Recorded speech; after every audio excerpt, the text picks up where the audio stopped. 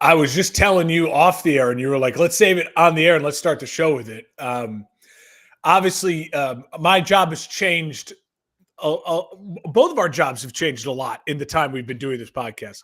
But Yeah. I now work in government and stuff like that.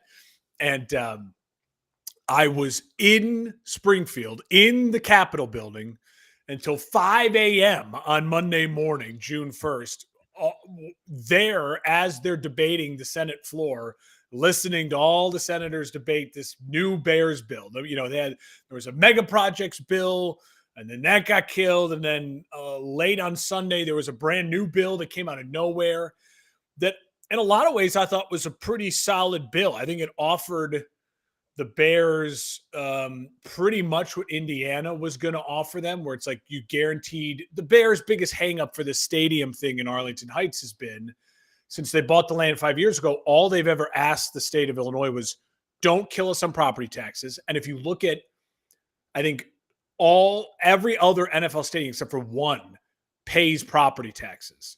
And it's like a 1% property tax. It's very, very small. If the Bears just started building in Arlington Heights, the way the law works in Illinois, they'd be charged at like 10 or 15%. They'd be paying like hundreds of millions of dollars in property taxes. It would just be insane. And so because the NFL is such big business, all these states, I don't want to get too into the weeds here, but long story short, the Bears wanted property tax certainty like every other NFL team has. And the state of Illinois just never gotten around to giving it to them in the 5 years of this ongoing saga. So long story short, I was there until 5 a.m. hearing the debate. The Senate passes this bill, and everyone thinks, oh my God, it's going to happen. The Bears are going to have the legislation they want to stay in Illinois. Well, at 4:55 a.m., the bill goes over the House, and the House says, it's too late. We're going home. We're leaving. And they gavelled out. So now there is no deal done in the state for the Bears. It is the way it's been the last couple of years.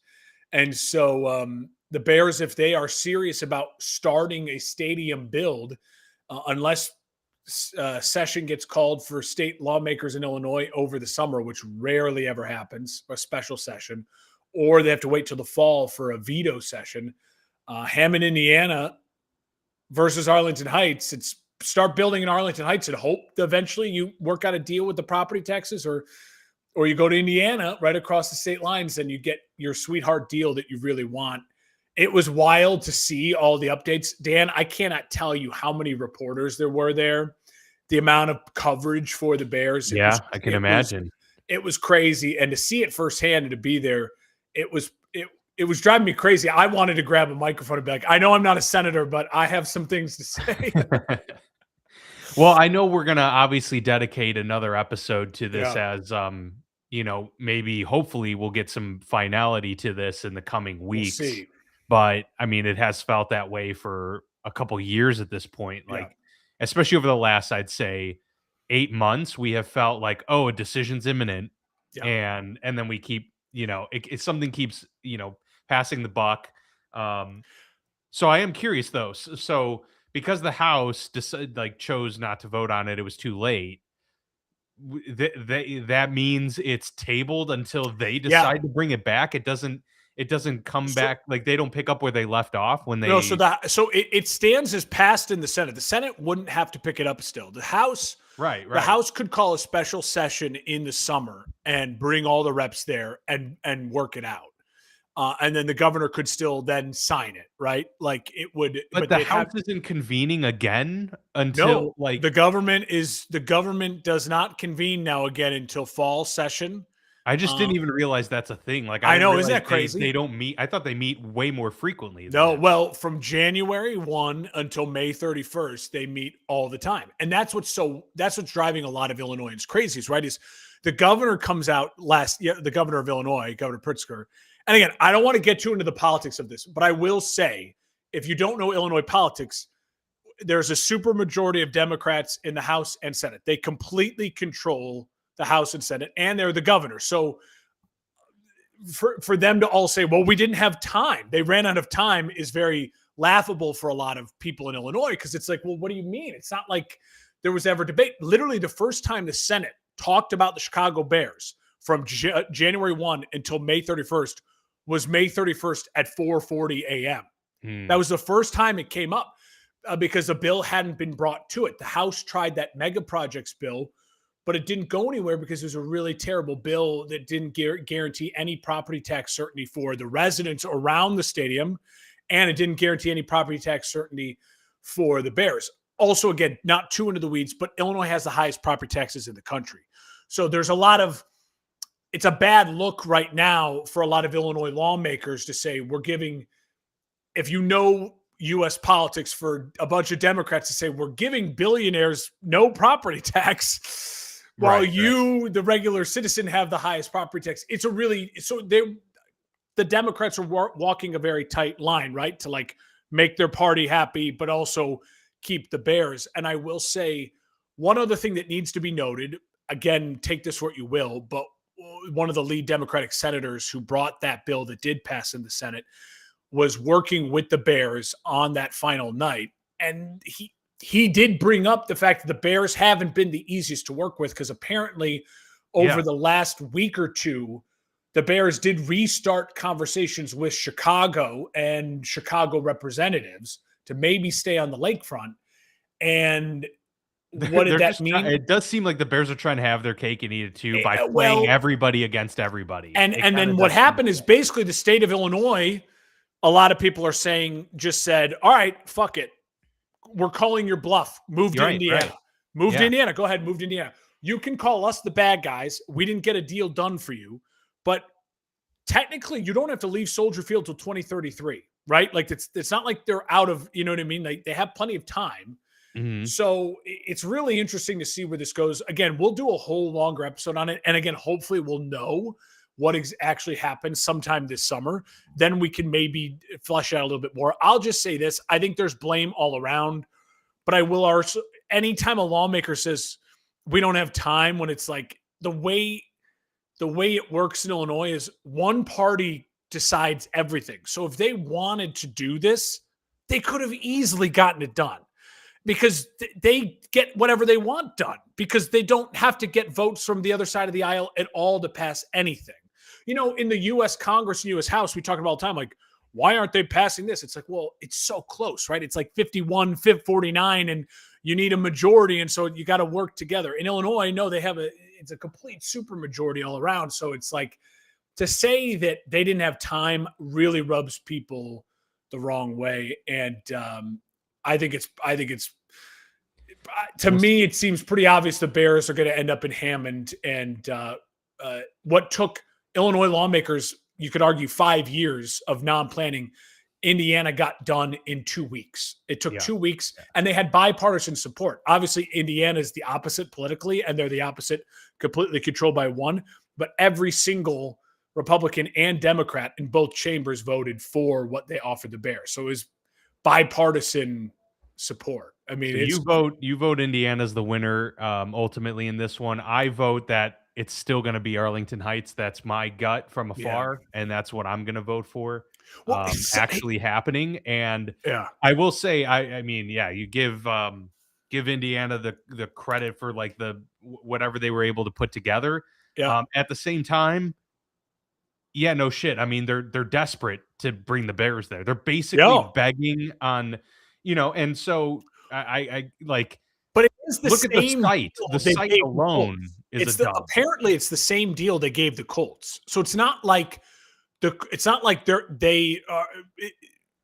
Indiana has shown what Indiana lawmakers are saying is, look at what the Colts do for Indianapolis. It's incredible what they do. The game day revenue, the stadium is beautiful, all of this positivity downtown.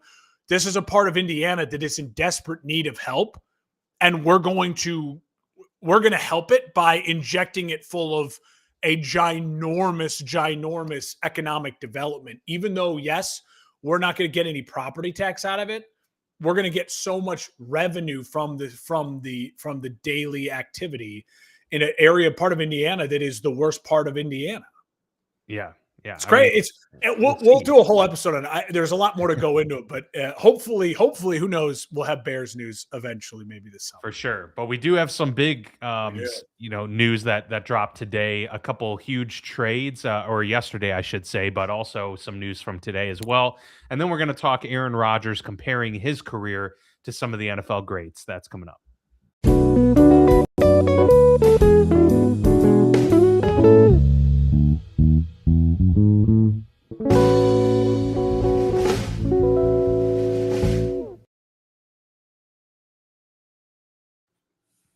All right, so the first big trade to drop yesterday was Myles Garrett being traded from the Cleveland Browns to the Los Angeles Rams. The Rams now, I believe it will be 2 first-round selections between 2016 and 2029 now at this point.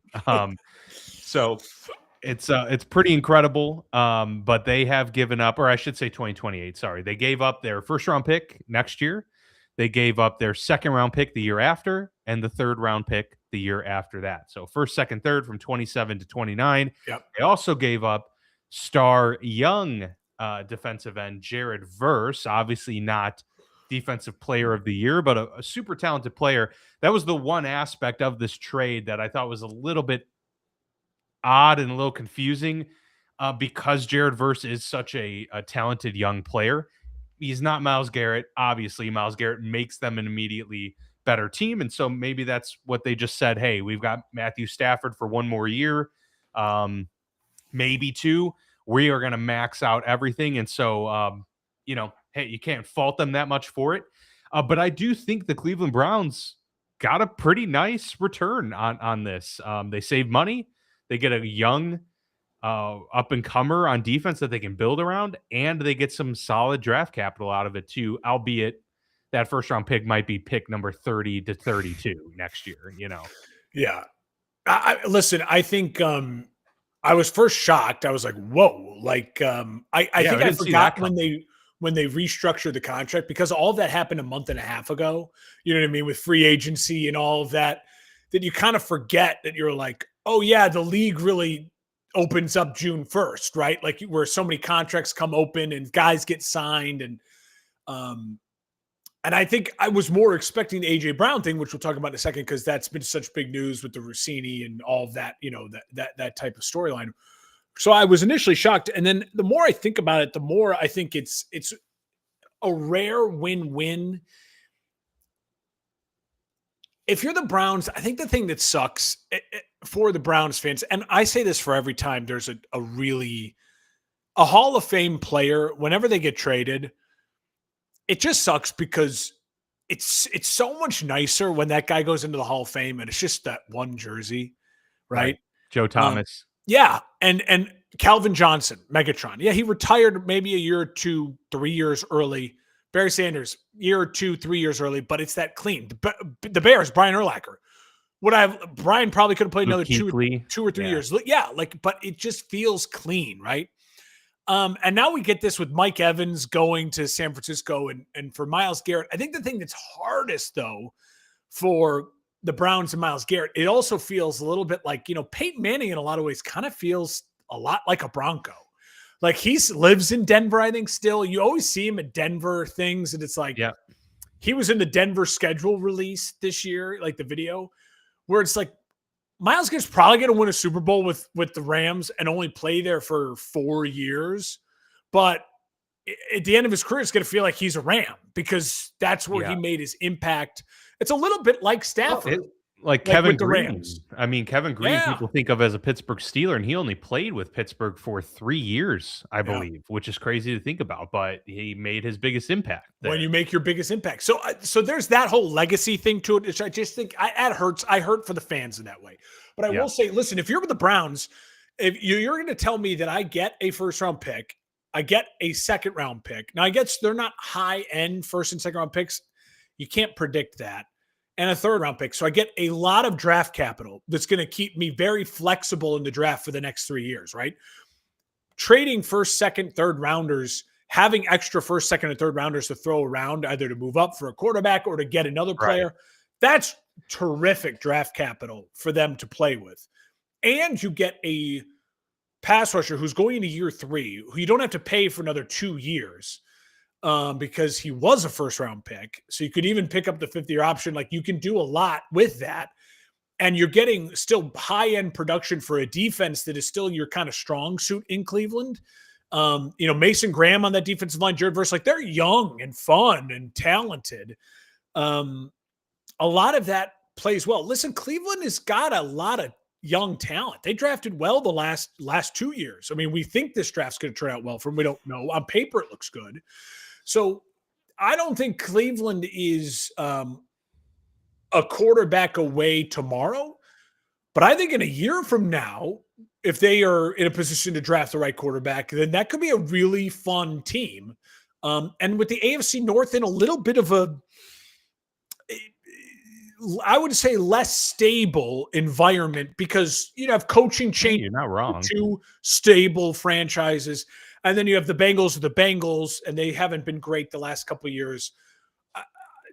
The Browns could be setting themselves up to peak at the right moment, right? If things don't turn out well with this new head coach in Baltimore, if things don't turn out with the new head coach in Pittsburgh, or what they're going to end up doing with the quarterback position, it's at least, to me, I can see the path for Cleveland. It makes a lot of sense. Obviously, for the Rams, we know it makes a ton of sense. Like, you're all in on the Stafford timeline, which is this year and next year.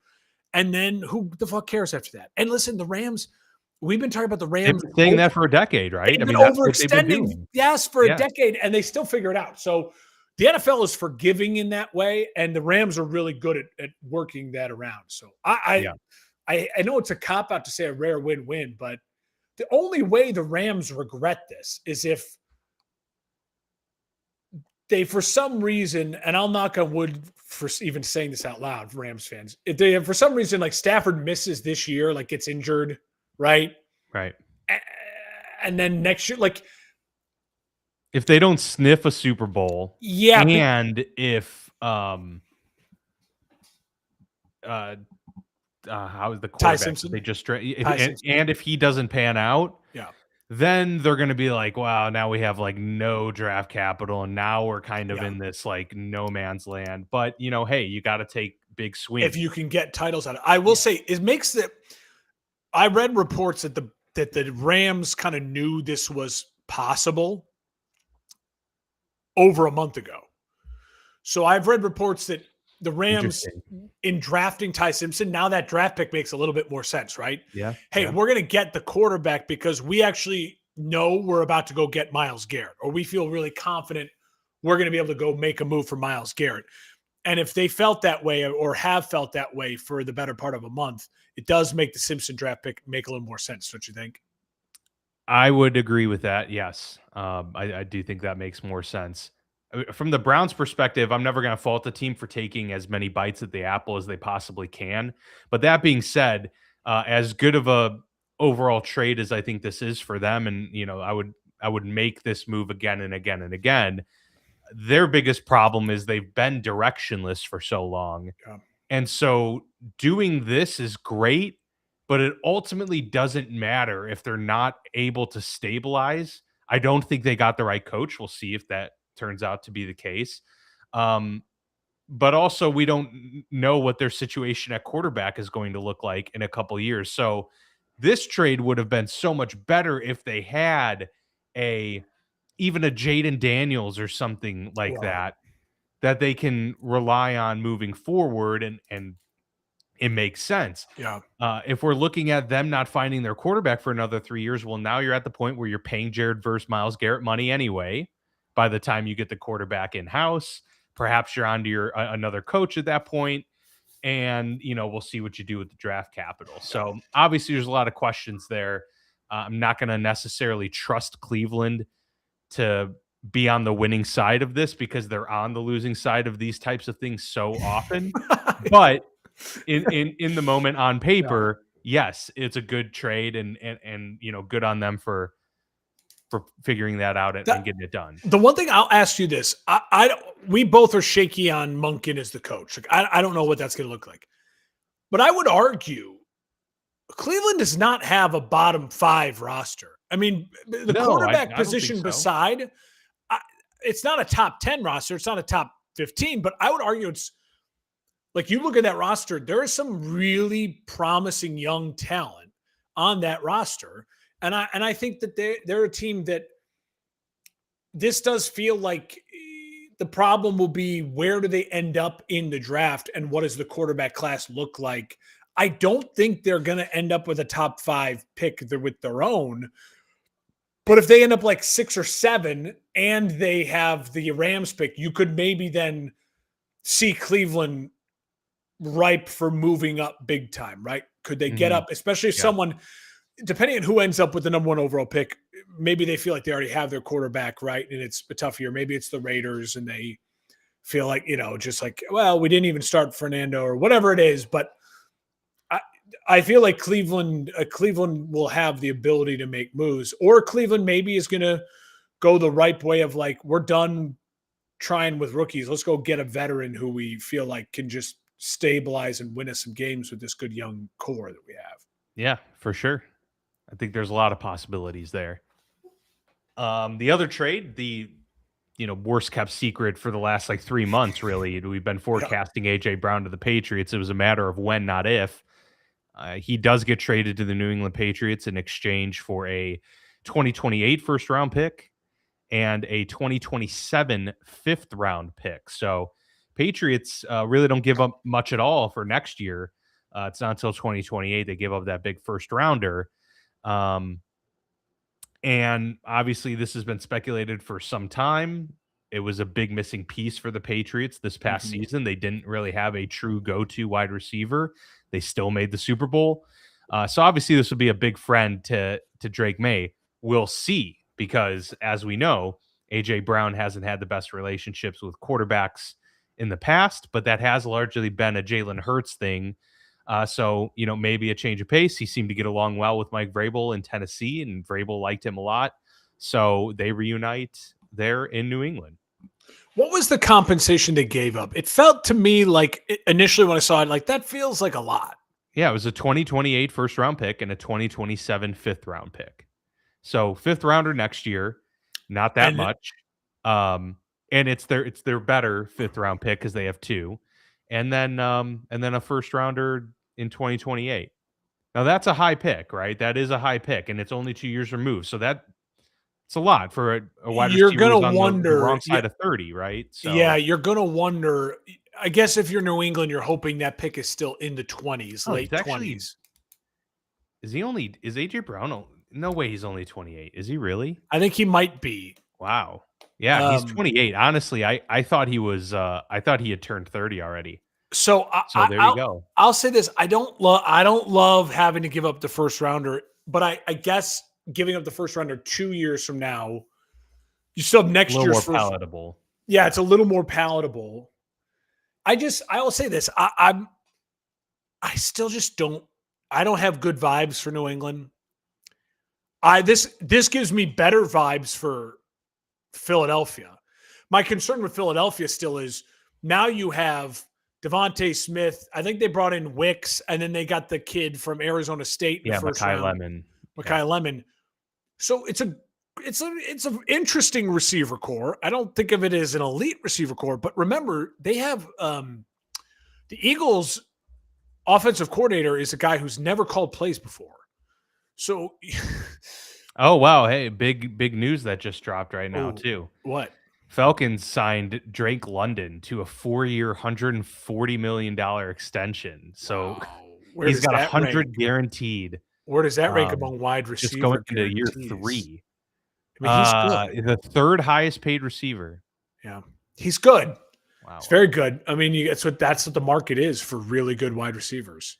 Yep. I'll say this. Listen, we'll see how it shakes out. I think it's one positive year for New England. I think it helps New England a ton this year. I think A.J. Brown is one of those guys in the first year in that system. I also think it'll help with the distractions a little bit more. He's a ride or die Vrabel guy. Vrabel's obviously dealing with not the best situation. I think that helps the locker room for at least a year. I think it helps the locker room in Philadelphia. I still have a lot of concerns about both teams. I I don't think the Eagles are better without A.J. Brown, but I don't think they're dramatically worse. I think my concern with the Eagles is another new offensive coordinator, and it's a guy who's never called plays. And I think my concern with the Patriots is I still don't love everything they have as far as depth and offensive line. I think it's fine. It's not great.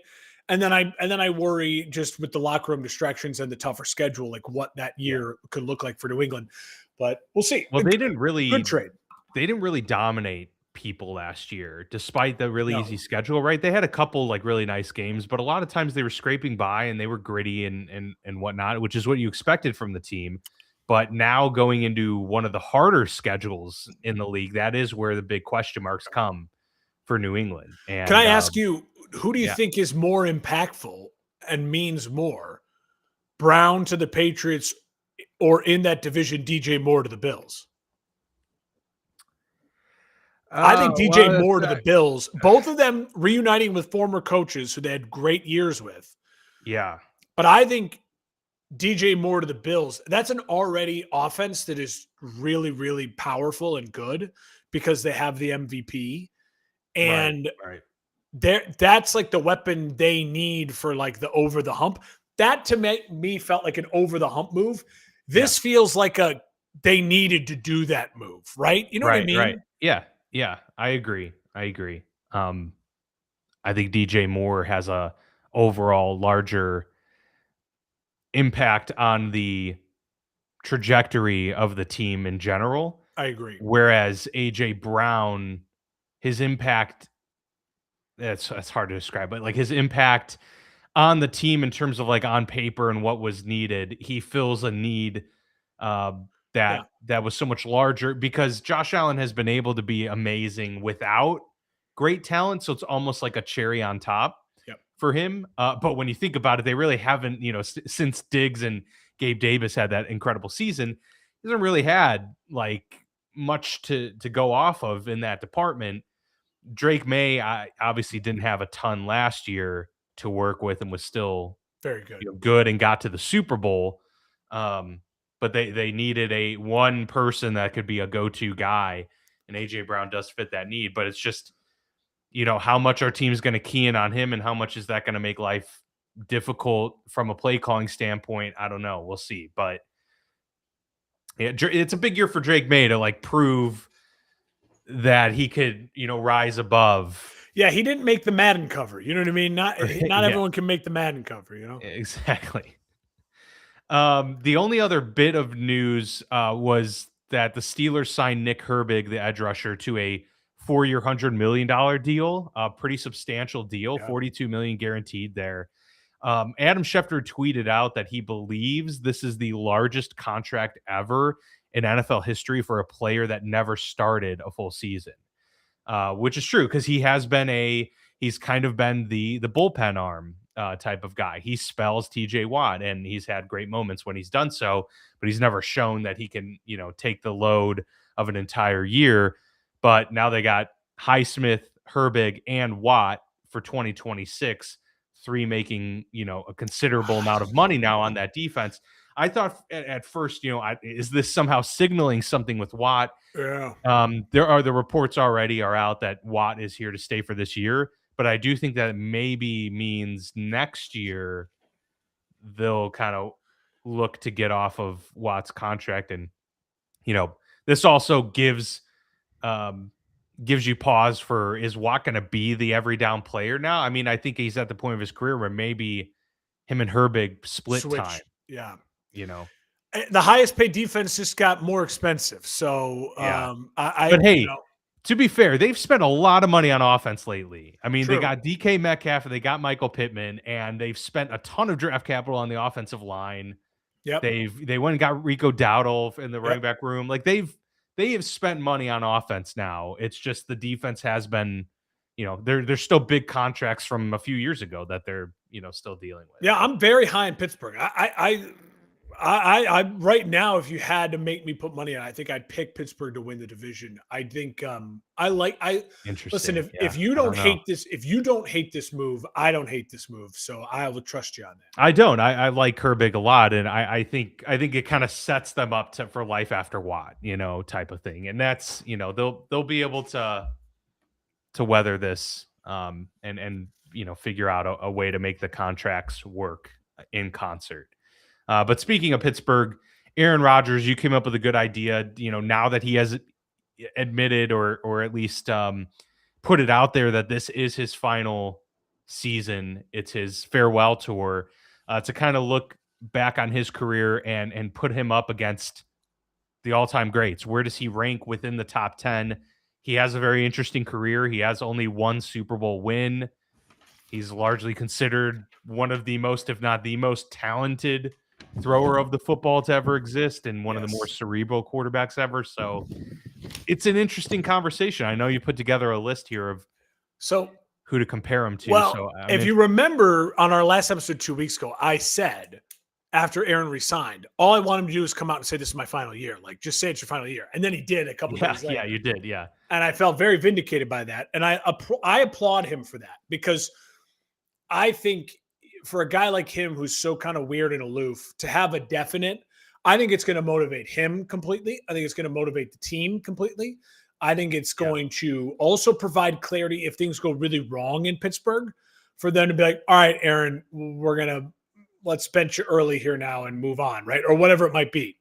Yeah, going off of that, I don't want to interrupt your train of thought too much, but going off of that, that was one of my initial thoughts, was because like at the end of his relationship with Mike McCarthy, a lot of people were pointing to basically he would field in calls from McCarthy and basically give up on them instantly. He would throw the ball away all the time those final two seasons, right?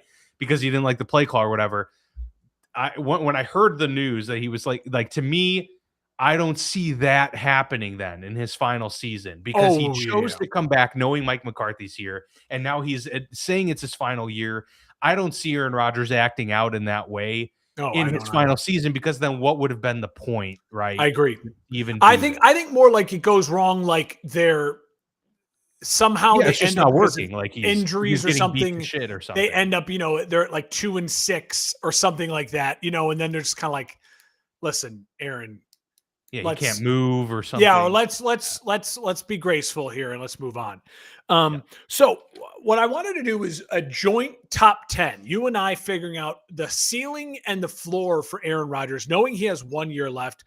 Unless he goes on a Super Bowl run, we pretty much can predict what his career will be. I think we'll be graceful and say he has another 10-7 year, does well, 25 touchdowns, 10 interceptions, 3,400 yards, right? It plays well. But we'll be, obviously if he were to go on and win a Super Bowl, we'd have to redo this list, I think, in a year from now. But that being said, let's try to figure out where we think Aaron Rodgers is in our 10 of all time. So let's go 1, 2, 3 really quickly, because I think we talked about it beforehand. He's not in our top 3, either of our top 3, right? That's correct. So we both have Brady at 1, right? We'll go Brady. Yeah. Yep. I would go Manning 2. I know you don't feel that way. Where is your 2 argument? Yeah, it's really tough for me. I mean, honestly, now that I'm thinking about it, I may actually put Montana out of the top 3. I think I may go Tom Brady, Peyton, and Marino as my top 3. So so let's go Peyton 2. Yep. Let's go at 3. I'll give you Montana just because he's got the 4 Super Bowls and Marino doesn't have one. So. I think that's pretty much the consensus. And it's funny because I asked Grok, the AI, I said, give me your top 10. And it went Brady, Montana, and Manning. Okay. So I think that it's for this discussion, he's not in the top 3. He's not. Right. I think there's other people you could make the argument for. So I think that's where this is fun, right? It starts at 4. So off the bat, Aaron Rodgers at 4. What do we think? What names do we think? You're high on Marino.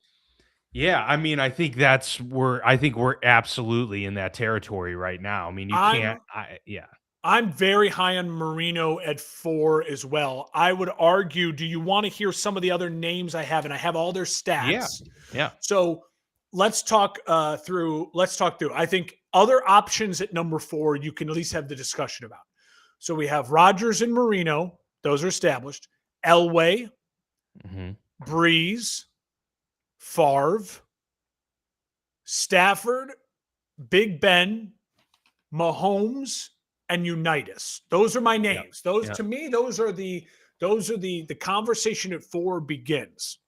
Now, I think in 5 years from now, it'd be crazy for us to not say Mahomes in that spot, depending on how the next couple years go. Right. I'm okay if we want to maybe wait to put Mahomes somewhere in our top 10 for now. I would argue, to me, though, if it was just me making this list, it would probably, the discussion is between Mahomes, Marino, and Elway, probably. Okay. Maybe I Unitas. like Elway a lot. He's had incredible moments. I struggle. I would take Aaron Rodgers over John Elway. Okay. I like that. That's what this debate is about, for sure. Yeah. Well, do you want to? I think we both feel strongly about Marino. You want to go Marino? I think we go Marino at 4. Now, but if we do that, personally, I still think we have to put Mahomes ahead of Rodgers. I would agree. Honestly. I would agree. So Marino, here's the thing with Marino. Let's compare Marino and Rodgers. All right. Yeah. Marino is 10th all time in passing yards, 61,361. But again, when he retired, he was the GOAT. He was the passing yard GOAT. Rodgers, 5th all time. He's got 5,000 yards more than Marino. By the end of this year, Rodgers won't move up into 4th all time, I don't think, but he probably will end up 3rd all time in passing touchdowns. He is only behind. He's 4th right now, Rodgers, 527. He is 12 behind Manning. So as soon as he hits 13 touchdown passes, he'll be 3rd all time, which is very impressive. Rodgers has a 102.2 passer rating. That is tied for number 1 of all time with Lamar Jackson. He's 20th all time in completion percentage, 65.1%. So Marino's numbers, 8th all time with 420 touchdowns. Again, though, when he retired, top of the mountain. Where Marino's numbers really struggle versus Rodgers, but again, I would argue it's the era. 51st in passer rating and 86.4, 82nd in completion percentage. He has a 59.4% completion percentage. That's worse than Mitch Trubisky. So that just gives you, I think that's an era's conversation, right? And then the interceptions, it's not really close. 252 for Marino. Rodgers' interceptions are wild. 123. It's so low. Yeah. When you look at interceptions, I will say, obviously, Favre is king, but Marino and Manning, as far as the modern guys go, should also be criticized for the interceptions. It's extremely high. When you look at the list of modern guys, not a lot of modern guys high up there. They've cut out interceptions a lot.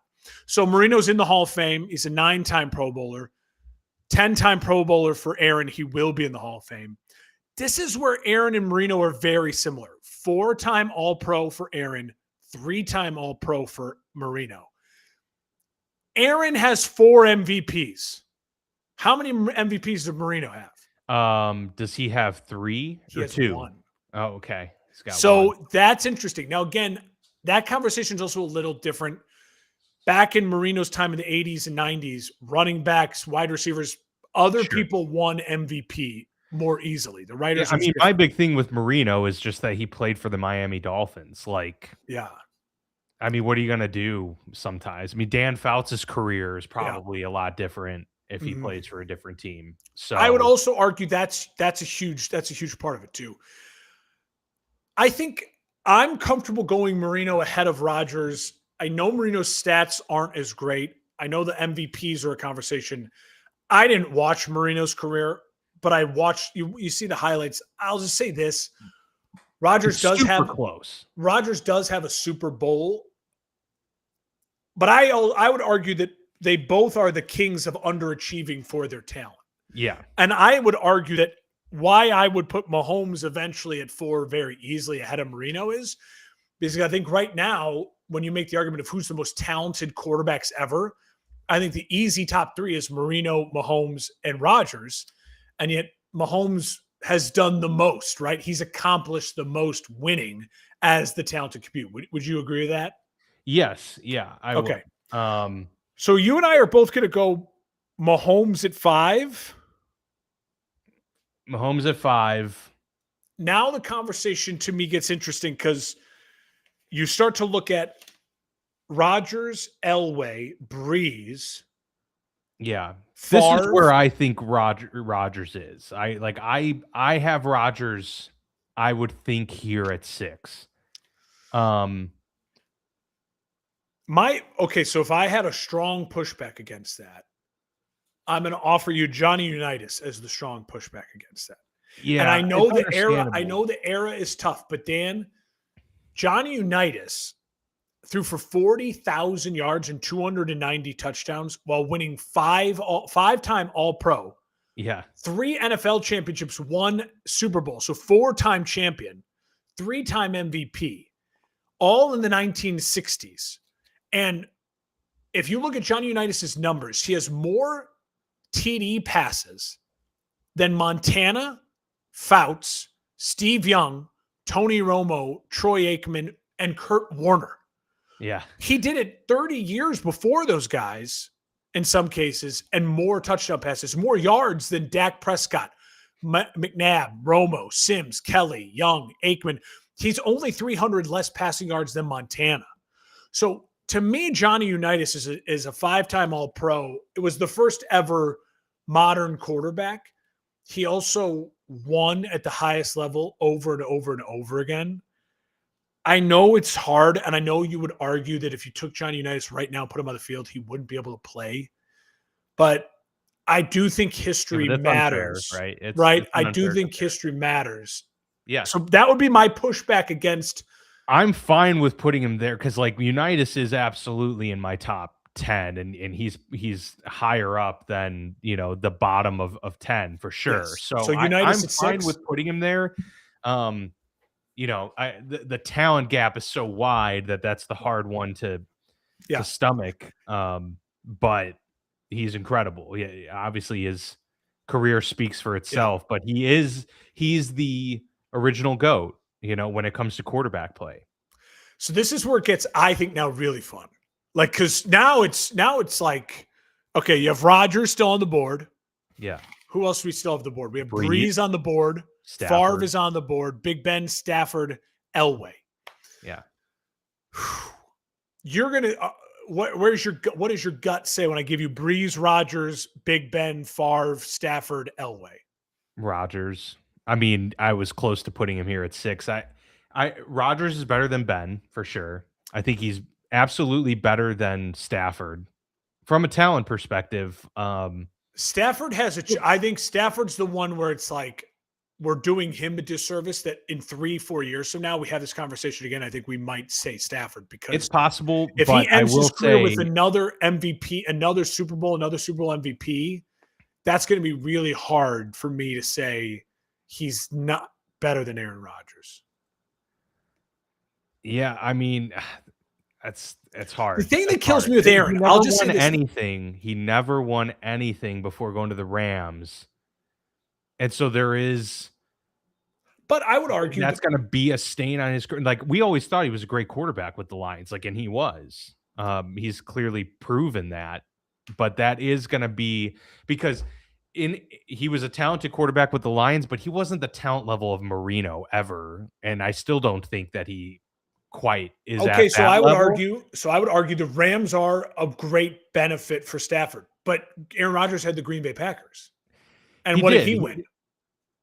Right. No, this is true, but Rodgers never had. What did he have? One top 15 defense ever in his career with the Green Bay Packers.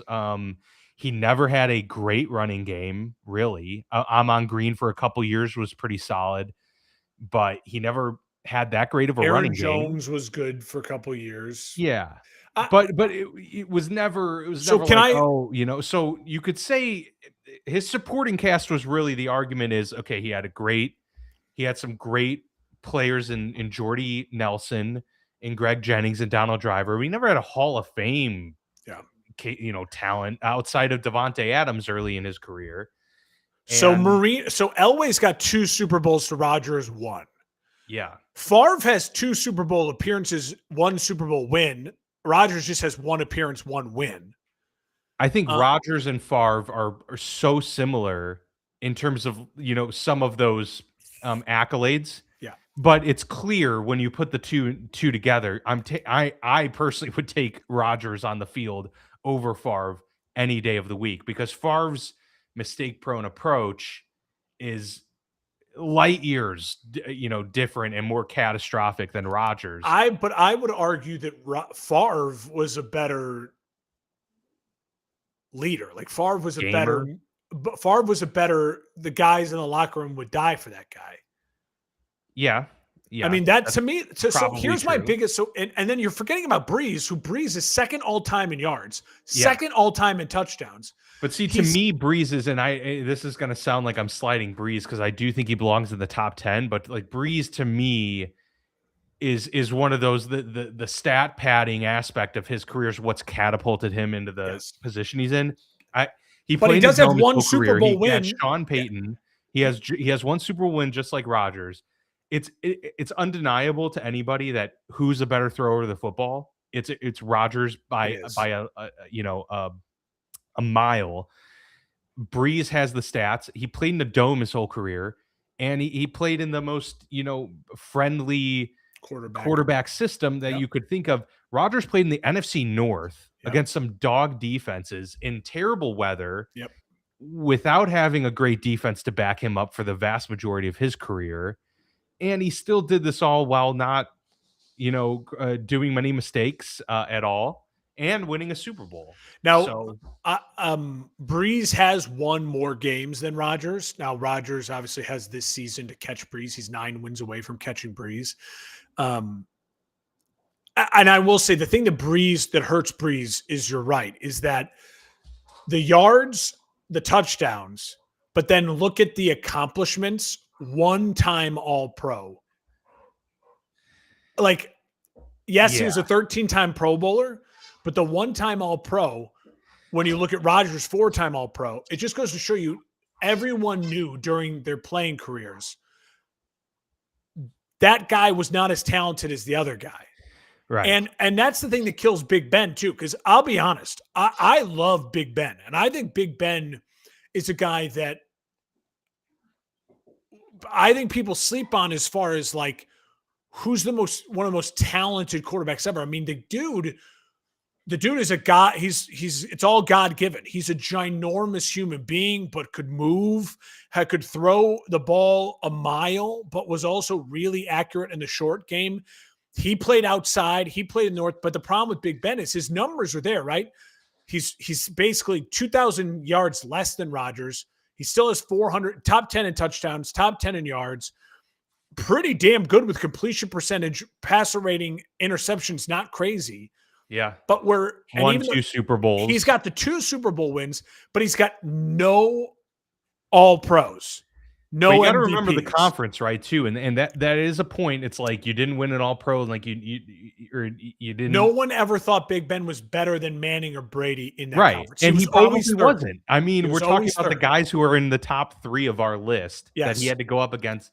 Rodgers had the benefit of being in the NFC in that regard. Yes, and how many would have Rodgers gotten if he was in the AFC and had to go up against Tom Brady and I would argue that's one of the things that, to me, that's why I don't count that necessarily that hard against Big Ben. If you're telling me right now, like Big Ben was a gamer, like Big Ben, I know, like best extender of the play probably of all time. Yeah, I mean, Aaron Rodgers is the master of the free play, but Big Ben is the master of extending the play just with his size and his capability. So to me, it's a really tough. Like I think you can easily make the argument for any one of these guys at 6. I mean, at 7, where we're at now. I agree that it's not Breeze. Let's eliminate Breeze from 7. Yeah. I think we can eliminate Big Ben. I think that sucks, but I think we can eliminate Big Ben. That would have been nice too, because that was his number. But yeah. That's true, yeah. So I think we'll eliminate Stafford because we're both waiting on Stafford. It's not. I think right now Aaron's better, but I think there's a real case, depending on how the next 3 years go, that Stafford and if Stafford wins another Super Bowl MVP, maybe even another regular season MVP, I would argue that the way Stafford ended his career versus the way Aaron ended his career, like it just goes to show you, like, the quality of the human being and the leader of the football player. I think it speaks to. Well, that's what, like, to me, Stafford and Favre are a lot more similar than anyone else on the list that we talked about, and I would probably take Stafford in his prime over Favre in his prime, which is saying a lot. It is. It's you certainly can make the argument. So right now it's between Rodgers, Favre, and Elway for that 7 spot. You want to eliminate Favre. I've always thought Rodgers was better than Favre overall, and so I've always put him ahead of Favre in, I like Favre more, because the accolades are so similar between the two. Yeah, they're spot on. The numbers in terms of the positive numbers, the passing yards, the touchdowns. The interceptions is the thing. But it's the interceptions, and then you go to the talent, and Favre is a better extender and a better out of structure for sure player, but had a way better end of his career, way better arm, like way more accurate, and I would argue, he just like Favre's arm talent was in the power, but Rodgers could throw it just as far as Favre. He was just more accurate. Yeah, and I think it's pretty obvious that Rodgers is a smarter player than Favre. Yeah, but I also think I think there's your leadership point is the leadership locker room thing is crucial. And Elway has both of them beat, I would say, in that regard. Which is why, like, to me, the prototypical. I think leader. Elway, again, he was like Rodgers at the beginning of his career. When Elway came out, it was like this whole, like, holy shit, who's this kid? This guy who's like revolutionizing how you play this position. Him and Marino, I mean, he was never as good as Marino, you thought, but he won just as much. And then at the end of his career, when Marino couldn't ever get back, Elway, he got back and then won 2 in a row and beat Favre in one of them. This one's for John. I would put Elway ahead of Rodgers. To me, I think the multiple Super Bowl wins. Again, Elway, the 1 Super Bowl MVP, the 1 MVP, that's tough when you look at the MVPs for Rodgers. The numbers, I don't give too much of numbers. Elway, for his time, his numbers were elite. For his time, they're elite numbers. He did throw a lot of picks, though. He did throw a lot of picks. I think Elway was a smarter player than Favre. I think he was a little less reckless than Favre. I would probably more go talented. I would argue Elway at 7, but if you're set on Rodgers over Elway, I might give it to you. I mean, you could absolutely make the argument, but I think. I mean, the only thing to me that would put Elway then ahead of him is the rings. Like, is the fact that he got the rings, and that's. And he was such that's it, because Rodgers, I think Rodgers just a better. To me, Rodgers is like the top 3 in terms of talent at the quarterback position. Mahomes and Marino. Yeah, it's him, Mahomes and Marino. And I think that Josh Allen is knocking on that door for sure. For sure. And then Caleb Williams. So who are we? I mean, I guess we can say let's put Rodgers at 7, but then I really do think his floor here is 8, because. So you would say because I put him ahead of Stafford and Favre and Breeze. I think if Rodgers was on the Rams with Sean McVay, probably would have won like 3 straight Super Bowls. Like. Well, I mean, you never know. Obviously, crazy stuff happens in this league. Mahomes, it is crazy, but to say it's just hard. I mean, like, when he got Matt LaFleur, when he had those 2 down years with McCarthy and got McCarthy out of there, Rodgers went on a run of 1 seed, 2 seed, I think 3 seed NFC title games. Was it 4 NFC title games in a row? I think 2 MVPs but was so bad in all those games. He was Yeah. so bad. Yeah. And I mean, I struggle so much with Rodgers as the leader, as the person. For sure. That's what I hear you kills on me. that. That's what Totally. kills me. Every other guy in this list, I have no character issue at all. I think the only other person you could argue is like some character issue is a little bit Marino. Yeah. But Marino had that. Marino, I mean, what he Roth, did. Big Ben too. I mean, you could Well, argue yeah, Big yeah, yeah. Ben But a was guy there like the too. locker room, the guys like Big Ben. Like there was never, and what Big Ben had to deal with Antonio Brown and Le'Veon Bell, like he was the least of the problems. That's fair. When you look at all of that. Yeah. We can put Rodgers ahead of Elway, but I agree with you. I think his ceiling, I think the Rodgers ceiling is like 6 or 7, Yeah, and I I would also say think 6 and floor is 8. the floor is 8 or 9. Yeah, at this point, Yeah. I would say probably 8.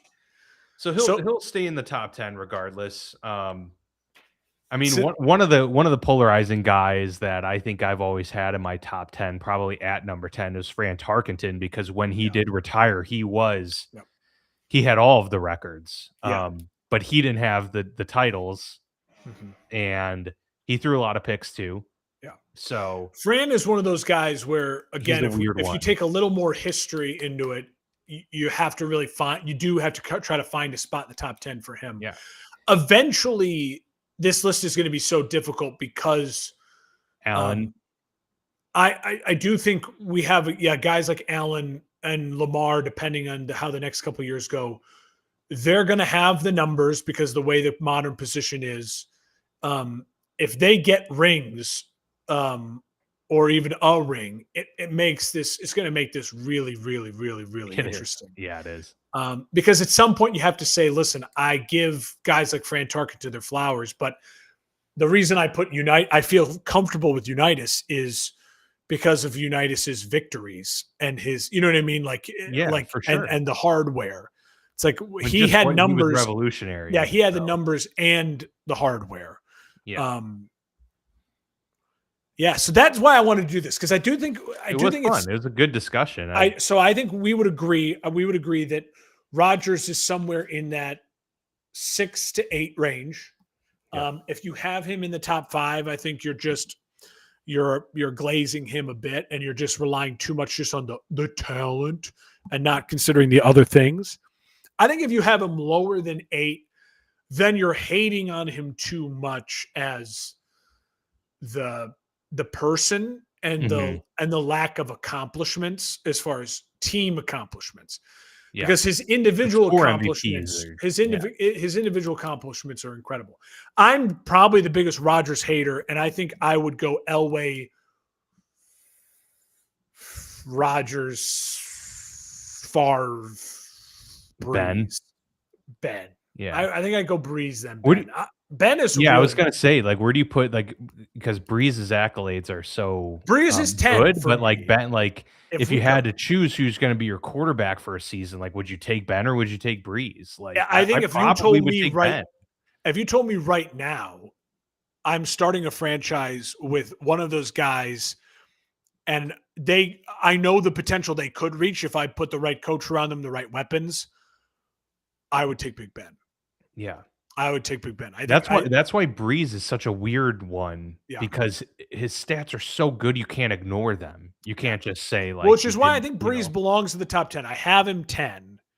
Yeah. But I would probably go, I'd probably go Elway 7, Rodgers 8, Favre 9, Breeze 10. My problem is going to be Stafford. Stafford's really my problem, because I'm going to be the biggest Stafford over Rodgers guy if Stafford wins another Super Bowl and another MVP. And then it's like, but wait, do I like Stafford more than Breeze? Do I like him more than, those guys? It's interesting. And I do think Mahomes is a guy I thought was, like, no doubt is going to be 1 or 2. Now I do think Mahomes is stalled. I think it's a stall of, like, all right, we'll put you at 5. Yep. You've accomplished enough already to be 5, and your talent is insane. But I do think the next chapter of Mahomes' career is going to be crucial. I would like to see Mahomes get back to like those 40 plus touchdown years. Right. Yeah. He needs to When, put up some numbers. listen, Mahomes already has 2 All Pros, 3 Super Bowls, 3 Super Bowl MVPs. That's the clutch for Mahomes, Big one, too. too. Yeah. He's 3 for 3 like Jordan as far as like when he wins, he's an MVP.